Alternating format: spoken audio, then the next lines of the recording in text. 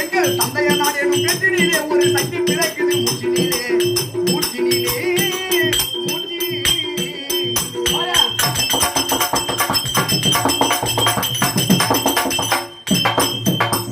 ஒரு நாட்டிற்கு முப்பேறு வளங்கள் வேண்டுமா? ஆமா. என்னென்ன வளம்? நீர் வளம், குடி வளம், பார் வளம். ஆமா. அப்படி எங்க செந்தமிழுடைய நாட்டுல என்னென்ன நதிகள் ஓடுகிறது? தென்பெண்ணை பாலாறு ஓடுகிறது. காவேரி தென்பெண்ணை பாலாறு தமிழ் கண்டது ஒரு பெருணை நதி.